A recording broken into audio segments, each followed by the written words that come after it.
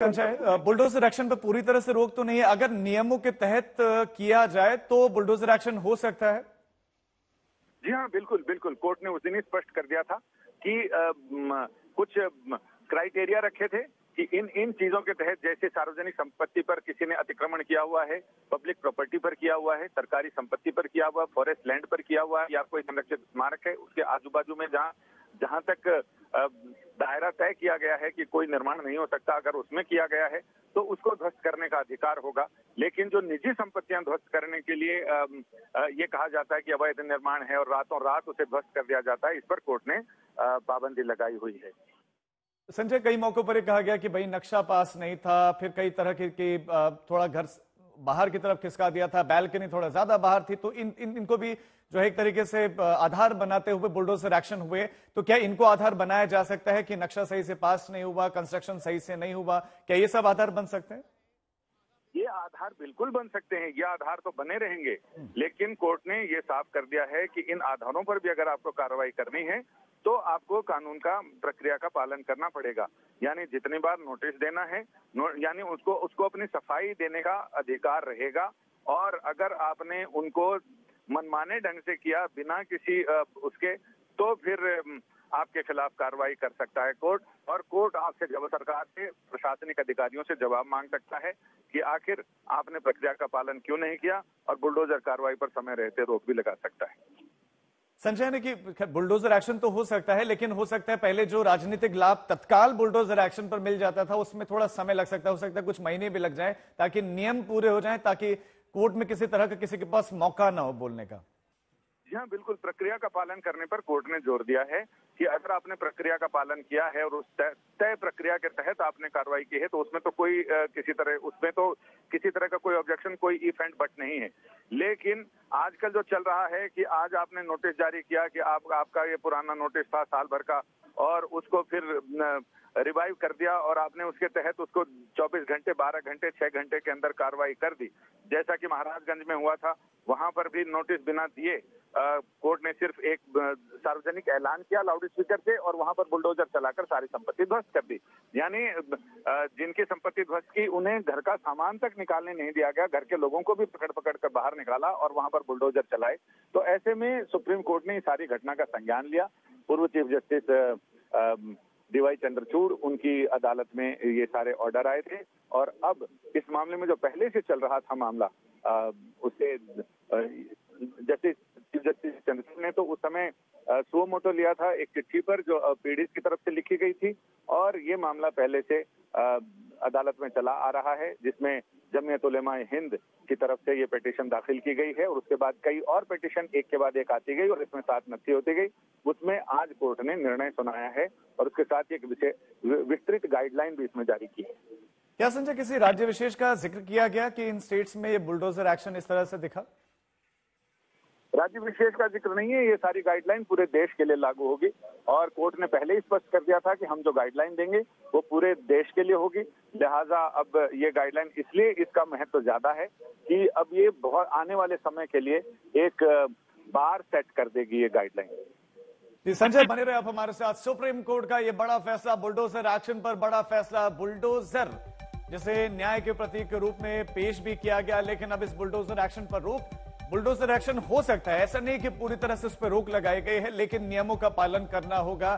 ऐसा नहीं कि कोई शख्स आरोपी है और उसके घर पर बुलडोजर पहुंच जाए और सीधा उसको तोड़ दिया जाए, ऐसा नहीं हो सकता, और पक्षपातपूर्ण रवैया नहीं अपनाया जा सकता। सुप्रीम कोर्ट की टिप्पणी, बुलडोजर एक्शन पर सुप्रीम कोर्ट में यह बड़ा फैसला। सुप्रीम कोर्ट ने राज्य सरकारों को इसके लेकर गाइडलाइंस भी जारी की हैं, और आरोपी अगर एक, तो पूरे परिवार को सजा क्यों? पूरे परिवार को सजा इसकी नहीं मिलनी चाहिए। अगर किसी तरह की कोई खामी है तो उसके लिए बाकायदा पहले नोटिस जाएंगे, पूरी नियम का पालन होगा। उसके बाद अगर परिवार उस कार्य को पूरा नहीं करता है तो बुलडोजर एक्शन, और गलत तरीके से तोड़ने पर फिर उनको मुआवजा मिले, साथ ही साथ उन अधिकारियों को भी सीधा सीधा एक तरीके से फटकार लगाएंगे। बुलडोजर एक्शन पर प्रशासन जो है न्याय नहीं कर सकता, प्रशासन के पास वो अधिकार नहीं, और बुलडोजर एक्शन पक्षपातपूर्ण नहीं हो सकता।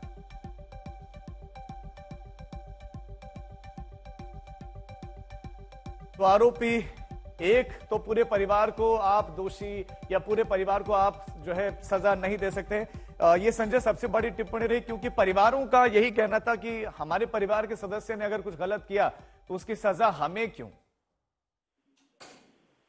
यहाँ और राजस्थान में तो ये भी हुआ कि एक आदमी का घर ध्वस्त कर दिया गया क्योंकि उसने पथराव किए थे और अपराध में संलिप्त था, लेकिन पता चला कि वो जिस व्यक्ति के लिए उसका घर ध्वस्त किया गया वो व्यक्ति किराए पे रह रहा था और उसका खामियाजा मकान मालिक को भुगतना पड़ा, यानी खेत खाए गधा और मार खाए जुलाहा।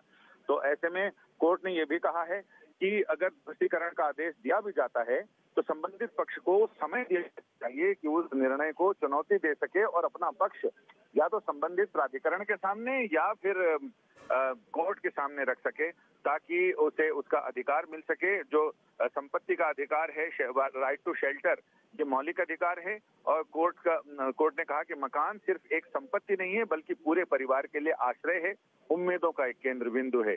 इसलिए राज्य को ये विचार करना चाहिए, शासन और प्रशासन को, कि क्या पूरे परिवार को आश्रय से वंचित करने के लिए ये बुलडोजर चलाने का जो अतिवादी अमानवीय कदम है, क्या ये आवश्यक था, क्या इससे बचा जा सकता था, क्या इसका कोई और विकल्प था। इन तमाम चीजों पर सरकारों को विचार करना चाहिए, क्योंकि सरकार। संजय, क्या अब इस फैसले का भारत की राजनीति में और उन स्टेट्स पर भी असर पड़ेगा जिनको इस बुलडोजर एक्शन का राजनीतिक लाभ हो रहा था? जी हाँ, बिल्कुल। जब ये इतना विस्तृत फैसला आया है और निर्णय है, तो ऐसे में जिन राज्यों में बुलडोजर जस्टिस बहुत तेजी से फल फूल रहा था, उनको अब दूसरे विकल्पों के बारे में सोचना पड़ेगा कि आखिर वो क्या कर सकते हैं। अभी तक तो ये था कि इस हाथ दे उस हाथ ले, इधर पथराव हुआ, इधर कोई आगजनी की घटना हुई, सार्वजनिक संपत्ति को नुकसान पहुंचाया गया, सीसीटीवी कैमरों में देखने के बाद पुलिस प्रशासन सीधा झुक जाता था कि उनको ध्वस्त कर दो, जड़ें उनकी उखाड़ दो। लेकिन अब इन सारी चीजों पर ब्रेक लगेगा। अब जो भी काम करना है वो प्रक्रिया के तहत करना है, कानूनी प्रावधानों के मुताबिक करना है। अब ये मनमानी नहीं चल सकेगी। अब ये देखना दिलचस्प होगा कि अब किस आड़ में इस तरह के एक्शन किए जाते हैं और उसके लिए क्या, चूंकि देश जुगाड़ों का देश है और यहाँ जुगाड़ों से बहुत सारी चीजें चलती हैं, तो अब ये देखना होगा कि इस बीच में क्या जुगाड़ लगाते तो यही है कि क्योंकि प्रशासन के लोग इस कानून में कहां से कहां लूप होल और कहां से अपनी इस कार्रवाई को जारी रखते हैं। जी ठीक है संजय, आपके पास हम लौटते हैं। तो गलत तरीके से तोड़ने पर मुआवजा मिलेगा, इस सुप्रीम कोर्ट की सीधी टिप्पणी। लेकिन संजय, गाइडलाइंस जो जारी की जा रही थी, क्या आप बता सकते हैं कि और क्या क्या गाइडलाइंस जारी की गई हैं और क्या फैसला पूरा पढ़ लिया गया है, अभी गाइडलाइंस जारी हो रही है, पढ़ा जा रहा है? तो फैसला पढ़ रहा है अभी, तो इसलिए जस्टिस गवई फैसला लगातार एक के बाद एक पढ़ रहे हैं।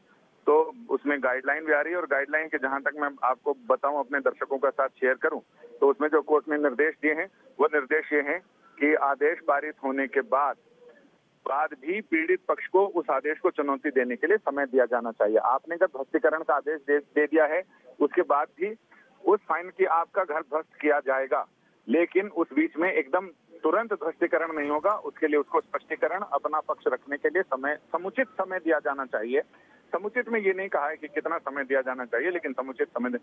और अगर प्रशासन को लगता है कि उसके जवाब से संतुष्ट नहीं है, तमाम प्रक्रियाएं पूरी कर ली गई हैं, इसके बाद भी ध्वस्तीकरण से पहले घर खाली करने के लिए उनको, घर के मालिक को, जो आरोपी है या जिसके ऊपर अतिक्रमण का या अवैध निर्माण का आरोप है, उन्हें पर्याप्त समय घर खाली करने के लिए, सामान निकालने के लिए दिया जाना चाहिए।